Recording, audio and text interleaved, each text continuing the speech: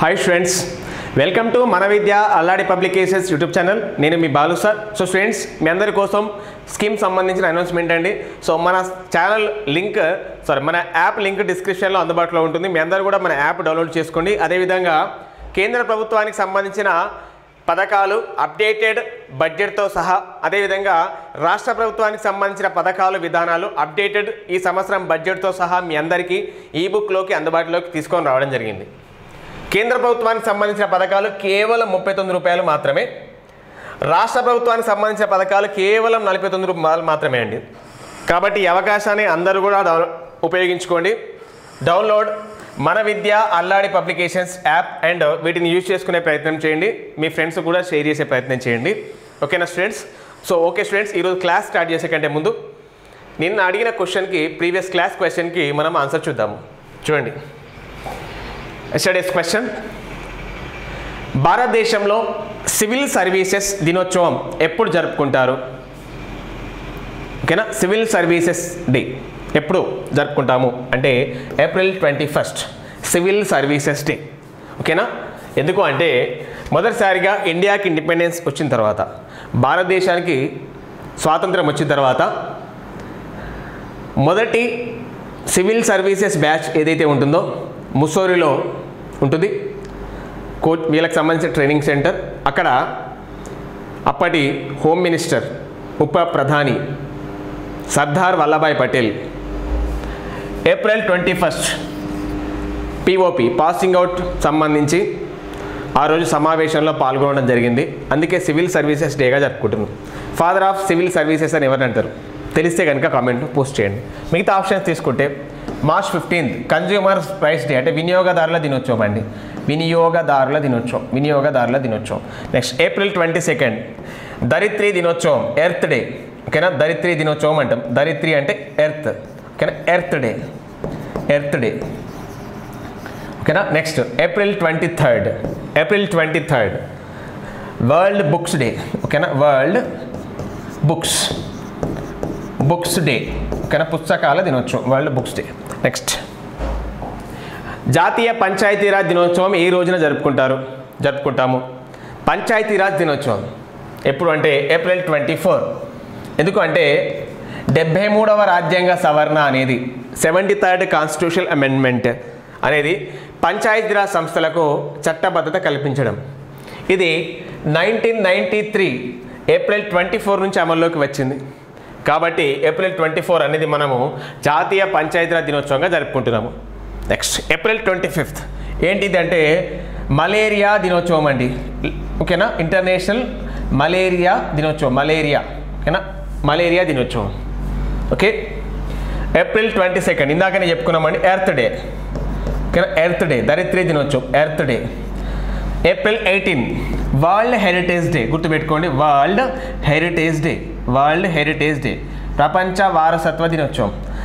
DPSP అంటే directive principles of state policy. భారత రాజ్యాంగంలో 4వ భాగంలో ఆదేశిక సూత్రాలు ఉంటాయి. ఈ ఆదేశిక సూత్రాలు ఒక ఆర్టికల్ ఉంటుంది మనకి, ఆర్టికల్ 49, వారసత్వ కట్టడాల సంరక్షణ అనేది. సో కాబట్టి గుర్తుపెట్టుకుని వరల్డ్ హెరిటేజ్ సంబంధించి వారసత్వ కట్టడాల సంరక్షణకు సంబంధించి ఆర్టికల్ 41 గుర్తుపెట్టుకోండి. ఓకేనా, వారసత్వ కట్టడాల సంరక్షణ అనేది రాజ్యం బాధ్యత, అంటే గవర్నమెంట్ ఇనిషియేట్ తీసుకోవాలి. యునెస్కో వరల్డ్ హెరిటేజ్ సైట్లో ఇండియా నుంచి 40 ప్రదేశాలకు గుర్తింపు ఇవ్వడం జరిగింది. అది కూడా గుర్తుపెట్టుకోండి. నెక్స్ట్ ఈ క్రింది వాటిలో సరికాని అంశాన్ని గుర్తించండి. చూడండి, ఏప్రిల్ 24 ఏంటది? మానవ ఏకతా దివాస్. ఎవరి పుట్టినరోజు? సద్గురు బాబా గురుబచన్ సింగ్ పుట్టినరోజు అండి. ఓకే, నెక్స్ట్ ఏప్రిల్ 24 ప్రయోగశాలల జంతువుల దినోత్సవం. ఓకేనా, ల్యాబొరేటరీ యానిమల్స్ డే అండి. ప్రయోగశాలల జంతువుల దినోత్సవం. ఏప్రిల్ 24 జాతీయ పంచాయతీరాజ్ దినోత్సవం. ఈ 3 ఆప్షన్స్ కూడా కరెక్ట్. ఏప్రిల్ 25 ఏంటంటే ప్రపంచ పుస్తకాల దినోత్సవం కాదు. వరల్డ్ బుక్స్ డే అనేది ఎప్పుడు జరుపుకుంటాము అంటే ఏప్రిల్ 23. మరి ఏప్రిల్ 25 ఏంటంటే ఇంటర్నేషనల్ మలేరియా డే అండి. ఓకేనా, మలేరియా డే. దీని గురించి కూడా మనం డిస్కషన్ చేసాం. Malaria day April 25. నెక్స్ట్ భారతదేశం మరియు దక్షిణ భారతదేశంలోనే మొట్టమొదటిసారిగా చూడండి, భారతదేశం మరియు దక్షిణ భారతదేశంలోనే మొట్టమొదటి వాటర్ మెట్రో సర్వీస్ ఎక్కడ ప్రారంభమైంది? సో ఈ వాటర్ మెట్రో సర్వీస్ అనేది ప్రధాని నరేంద్ర మోడీ ప్రారంభించడం జరిగింది. మరి ఎక్కడ ప్రారంభం కావడం జరిగిందండి? కేరళ రాష్ట్రంలో, ఎగ్జాక్ట్గా చెప్పాలంటే కోచి. ఓకేనా, కేరళలోని కోచి దగ్గర ప్రారంభం కావడం జరిగింది. గుర్తుపెట్టు, భారతదేశంలోనే లేదా దక్షిణ భారతదేశంలోనే మొట్టమొదటి వాటర్ మెట్రో సర్వీస్ ఎక్కడ అంటే కేరళలోని కోచి.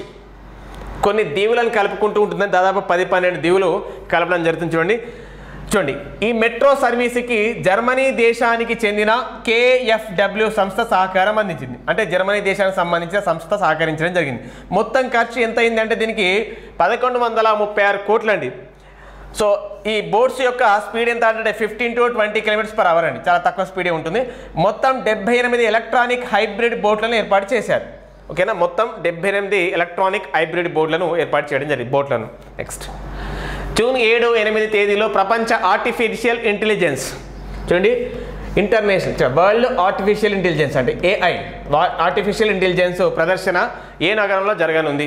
ఏ నగరంలో జరగనుంది అంటే గుర్తుపెట్టుకోండి, దుబాయ్లో జరగబోతుంది. వరల్డ్ ఆర్టిఫిషియల్ ఇంటెలిజెన్స్ సంబంధించి ప్రదర్శన ఎక్కడ జరగబోతుంది అంటే దుబాయ్లో. Next conference of Indian industry అంటే CII, conference of Indian industry CII ఇటీవల digital health summit 2023 digital health summit 2023ని ఎక్కడ నిర్వహించింది? ఓకేనా, డిజిటల్ హెల్త్ సమ్మిట్ ఎక్కడ నిర్వహించడం జరిగింది అంటే చూడండి న్యూఢిల్లీలో నిర్వహించడం జరిగింది డిజిటల్ హెల్త్ సమ్మిట్. నెక్స్ట్ ప్రపంచ మలేరియా దినోత్సవం ఏ రోజున జరుపుకుంటాము? ఇది ఆల్రెడీ ఇందాకనే డిస్కషన్ చేసుకున్నాము. ఓకేనా, మలేరియా దినోత్సవం ఎప్పుడు జరుపుకుంటాము అంటే April 25 మలేరియా దినోత్సవం. చూద్దాం, వరల్డ్ మలేరియా డే 2023 యొక్క థీమ్ ఏంటంటే time to deliver zero malaria and invest innovate implement.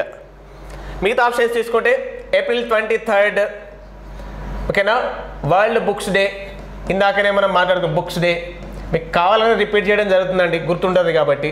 April 24th Panchayati Raj దినోత్సవం, ఇది కూడా డిస్కషన్ చేసుకున్నాము. పంచాయతీరాజ్ దినోత్సవం repetition is very very important, revision. April 26 ఇది మనం చెప్పుకోలేదండి, ప్రపంచ మేధో హక్కుల దినోత్సవం. మేధో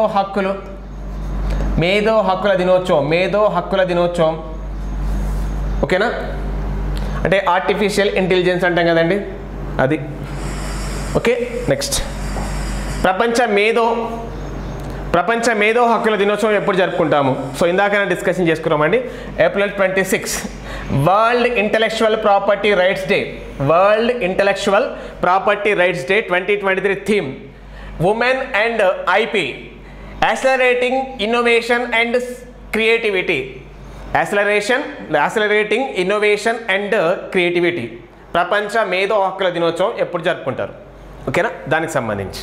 నెక్స్ట్ April 5th సమతా దివాస్ అండి. ఎందుకు అంటే బాబు జగజీవన్ రామ్ పుట్టినరోజు కాబట్టి బాబూజీ అంటాం ఆయనని, బాబు జగజీవన్ రామ్. భారతదేశానికి సంబంధించి మొదటి కార్మిక శాఖ మంత్రి.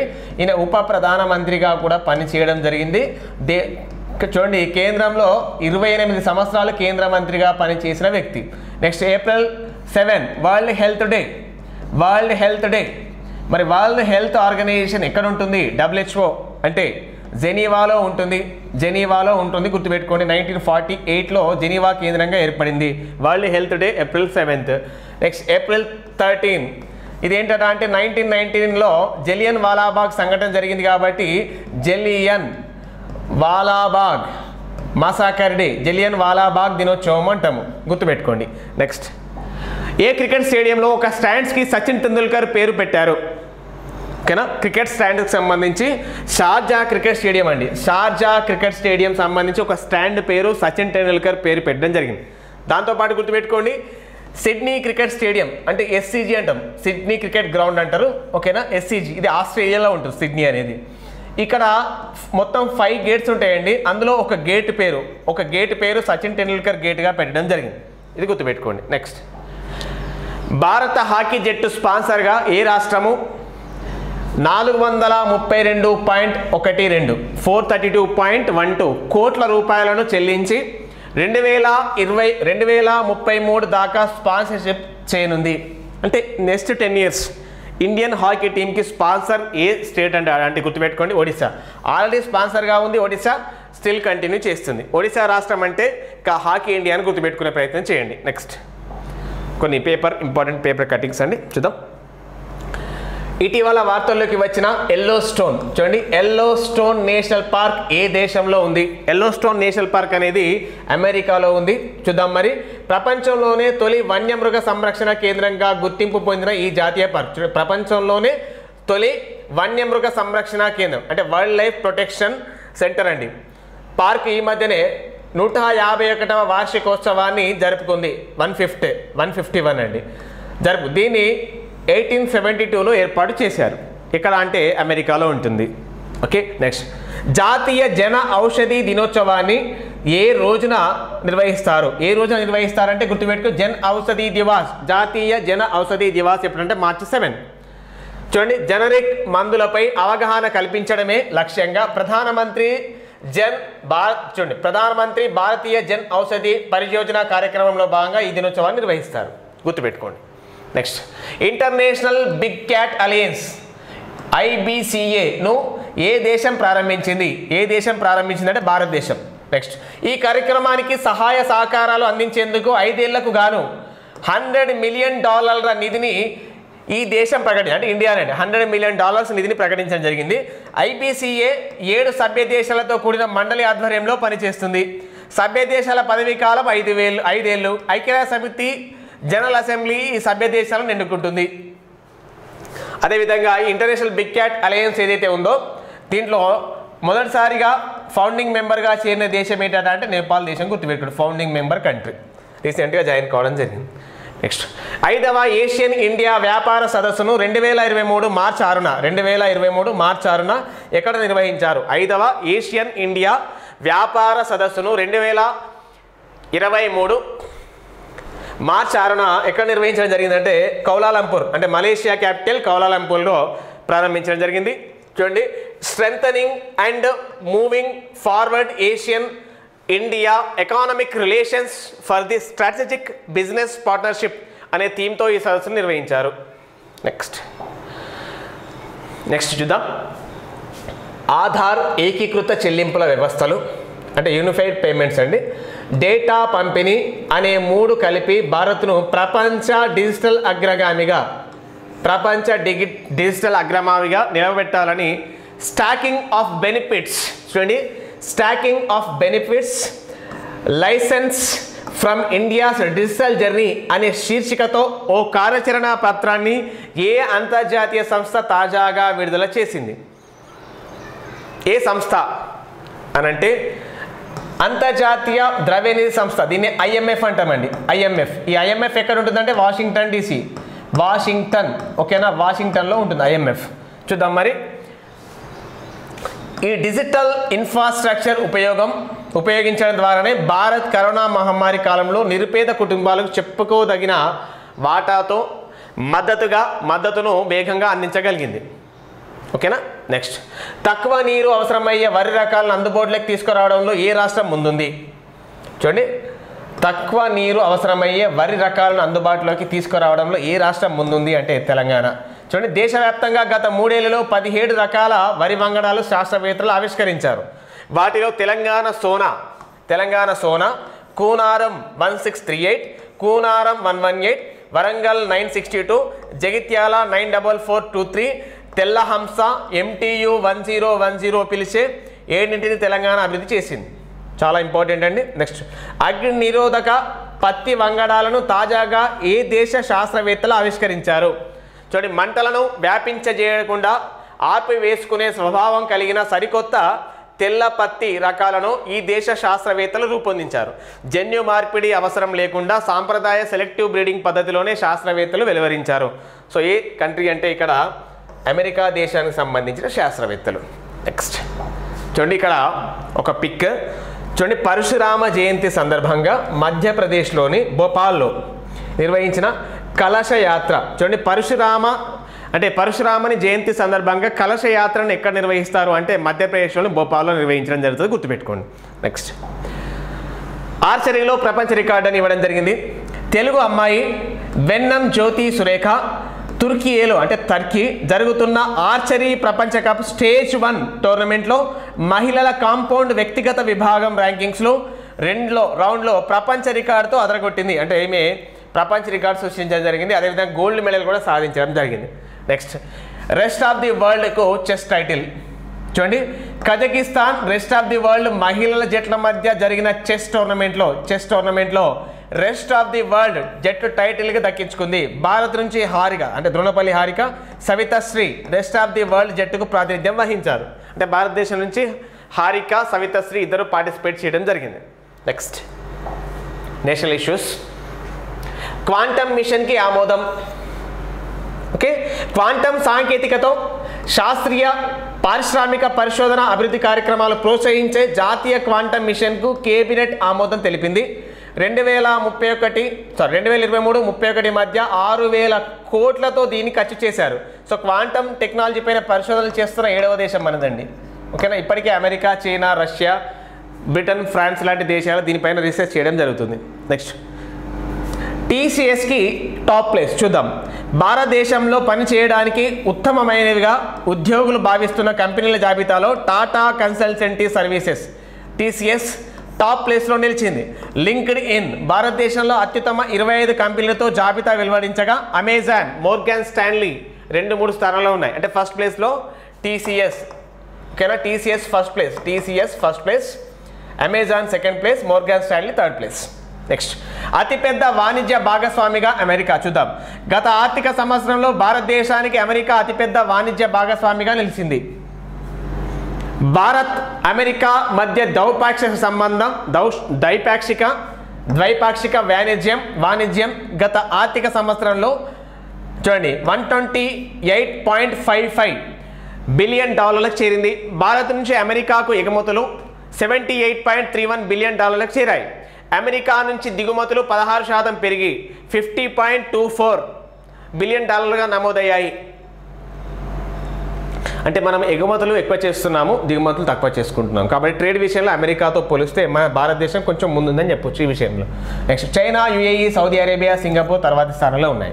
అమెరికా తర్వాత చైనా, తర్వాత యుఏఈ, సౌదీ, సింగపూర్ తర్వాత స్థానంలో ఉన్నాయి. నెక్స్ట్, డిజిటల్ లావాదేవీల్లో బెంగళూరు టాప్. పేమెంట్ సర్వీసుల సంస్థ వరల్డ్ లైన్ ఇండియా నివేదిక ప్రకారం దేశీయంగా గత ఏడాది డిజిటల్ చెల్లింపుల లావాదేవీల్లో బెంగళూరు అగ్రస్థానంలో నిలిచింది. ఢిల్లీ, ముంబై తర్వాతి స్థానంలో ఉన్నాయి. ఢిల్లీ, ముంబై నెక్స్ట్ ప్లేస్లో ఉన్నాయి. ఓకే, నెక్స్ట్, హైదరాబాద్కు 65వ స్థానమని చూడండి. ఎన్లీ అండ్ పార్ట్నర్స్ సంస్థ అధ్యయనంలో ప్రపంచంలోని అత్యంత సంపన్న నగరాల జాబితాలో హైదరాబాద్ 65వ స్థానంలో నిలిచింది. అదేవిధంగా ముంబై 21వ స్థానం.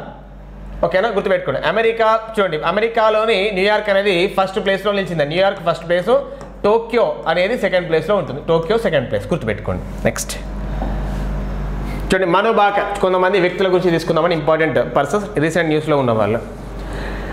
జాతీయ రైఫిల్ మరియు పిస్టల్ సెలక్షన్ ట్రయల్స్లో మహిళల 25 మీటర్స్ పిస్టల్ మను భాకర్ గోల్డ్ మెడల్ సాధించింది. ఫైనల్లో మను 31-29తో చింకీ యాదవ్ను ఓడించింది. మహిళల 10 మీటర్స్ ఎయిర్ రైఫిల్లో అర్జున్ బబూతా, పేరు గుర్తుపెట్టుకోండి, అర్జున్ బబూతా విజేతగా నిలిచాడు. నెక్స్ట్, నూతక్కి ప్రియాంక. ఈమె ఎవరు అంటే ఫ్రాన్స్లో జరిగిన టోర్నియో ఐఎంఎఫ్ ఇకాన్ లియోస్ 2023 అంతర్జాతీయ చెస్ టోర్నమెంట్లో విజయవాడకు చెందిన అంతర్జాతీయ చెస్ టోర్నీలో విజయవాడకు చెందిన మహిళా గ్రాండ్ మాస్టర్ నూతక్కి ప్రియాంక ఛాంపియన్గా నిలిచింది. 9 రౌండ్ల టోర్నీలో టాప్ సీడ్గా బరిలోకి దిగిన ప్రియాంక 7 పాయింట్లతో టాప్లో నిలిచింది. నెక్స్ట్, నందిని గుప్తా చూడండి, రాజస్థాన్కి చెందిన 19 ఏళ్ల Nandini Gupta Femina Miss India World 2023గా మిస్ ఇండియా 2023గా ఎంపికయ్యారు. మిస్ వరల్డ్ పోటీల్లో ఆమె భారత్ తరఫున ప్రాతినిధ్యం వహించనున్నారు. శ్రేయా పుంజా మొదటి రన్నర్గా, సైలా వాంగ్ రెండవ రన్నర్గా నిలిచారు. నెక్స్ట్, వెర్స్టాపెన్ అండి, మ్యాక్స్ వెర్స్టాపెన్ గురించి చూడండి. ఫార్ములా 1 ఆస్ట్రేలియన్ గ్రాండ్ ప్రీలో మ్యాక్స్ వెర్స్టాపెన్ అంటే రెడ్ బుల్ డ్రైవర్ అండి 25 పాయింట్లు సాధించి విజేతగా నిలిచాడు. లూయిస్ హ్యామిల్టన్ మెర్సిడీస్ బెంజ్ 18 పాయింట్లు గట్టి పోటీ ఎదురైన తొలిసారి ఆస్ట్రేలియన్ టైటిల్ మ్యాక్స్ వెర్స్టాపెన్ తన ఖాతాలో వేసుకున్నాడు. అంటే Australian formula 1 grand pre winner ఎవరంటే మ్యాక్స్ వెర్స్టాపెన్. నెక్స్ట్ లుకాస్ హెల్మెక్. ఆస్ట్రేలియాలోని బ్రిస్బెన్కి చెందిన 13 ఏళ్ల లుకాస్ హెల్మెక్ గంటకి 3182 పుషప్లు చేసి 3182 పుషప్లు చేసి గిన్నీస్ రికార్డు సాధించాడు. లుకాస్ నిమిషానికి 53 పుషప్లు చేశాడని గిన్నీస్ వరల్డ్ అధికారులు తెలిపారు. ఈ రికార్డు కోసం 3 ఏళ్ళు లుకాస్ ట్రైనింగ్ తీసుకున్నాడు. ఇంపార్టెంట్ న్యూస్ చూడండి. 2 కొత్త మండలం రాష్ట్రంలో అంటే తెలంగాణకు సంబంధించి తెలంగాణ రాష్ట్రంలో 2 కొత్త మండలాల ఏర్పాటు ప్రభుత్వం ఉత్తర్వులు జారీ చేసింది. కామారెడ్డి జిల్లా నుంచి పాల్వంచ మండలంగా ఏర్పాటు చేయగా జోగులాంబ గద్వాల్ జిల్లాలో ఎర్రవల్లి నూతన మండలంగా ఏర్పాటు చేశారు. Next high Range Book of world record చూడండి. హుస్సేన్ సాగర్ తీరంలోని ఆవిష్కరించిన అంబేద్కర్ 125 అడుగుల విగ్రహానికి అరుదైన గౌరవం లభించింది. High Range Book of the World రికార్డ్స్లో ఈ స్మారకం నమోదైంది. నెక్స్ట్ స్టార్షిప్ ప్రయోగం విఫలం, ఓకేనా, ఫెయిల్ కావడం జరిగింది. ఎలన్ మస్క్ చెందిన స్పేస్ ఎక్స్ కంపెనీకి రూపొందించిన అతిపెద్ద రాకెట్ స్టార్షిప్ నింగిలోకి ఎగిసిన కాసేపటికి పేలిపోయింది. చంద్రుడు అంటే మూన్, అంగారకుడు అంటే మార్స్ పైకి మానవ సహిత యాత్ర కోసం స్పేస్ ఎక్స్ అభివృద్ధి చేసిన ప్రయోగం విఫలమైంది. చూడండి, ఈ రాకెట్ పొడవు ఎంత ఉంటుంది అంటే 120 మీటర్స్ అండి. ఇది 100 టన్నుల బరువును మోయగలుగుతుంది.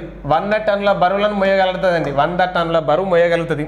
దీనికి అయిన ఖర్చు ఎంత అంటే 16,000 కోట్లు అండి. 16,000 కోట్ల రూపాయలు ఖర్చు అయింది. ఇది ఫెయిల్ కావడం జరిగింది. నెక్స్ట్ చూడండి, ఇంటర్నేషనల్ జనాభాలో వరల్డ్ నెంబర్ 1. ప్రపంచ జనాభాలో ఇండియా వరల్డ్ నెంబర్ 1గా నిలవడం జరిగింది. ఎంత జనాభాతో అంటే 142.86 కోట్లతో తొలి స్థానంలో నిలిచింది. చైనా జనాభా 142.57 కోట్లతో రెండవ స్థానంలో నిలిచింది. First place India, second place China. Next Ukraine చేతికి పేట్రియాట్. అమెరికా అత్యాధునిక పేట్రియాట్ గైడెడ్ క్షిపణి వ్యవస్థ ఉక్రెయిన్ చేతికి వచ్చింది. భూతలం నుంచి గగనతలంలోకి ప్రయోగించే పేట్రియాట్ క్షిపణి వ్యవస్థలో శత్రు సేనల నుంచి తీసుకొచ్చే క్షిపణులు స్వల్ప శ్రేణి బాలిస్టిక్ మిసైల్ను కూల్చివేయచ్చు. నెక్స్ట్ ప్రపంచంలోనే తేలికైన పెయింట్. చూడండి, ప్రపంచంలోనే తేలికైన పెయింటింగ్ను అమెరికాలోని సెంట్రల్ ఫ్లోరిడా యూనివర్సిటీకి చెందిన శాస్త్రవేత్తలు రూపొందించారు.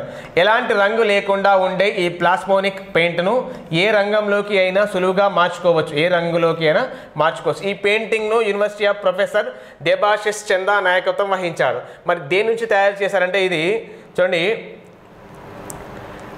తేనెటీగలకు సంబంధించి తేనెటీగల నుంచి తయారు చేస్తారండి. ఓకేనా. అదేవిధంగా తేనెటీగలతో పాటు తూనీగలను కూడా ఉపయోగించే ఉంటారు. తూనీగలు గుర్తుపెట్టుకోండి. నెక్స్ట్ చూడండి, క్వశ్చన్ ఆఫ్ ద డే. భారత రాజ్యాంగంలో ప్రాథమిక విధుల గురించి తెలియజేసే భాగం ఏది? 1వ భాగం, 2వ భాగం, 4వ భాగం, 4 క్లాజ్ ఏ. ఆన్సర్ తెలిస్తే కామెంట్ చేయండి. Thank you students. Thank you for watching. Thank you.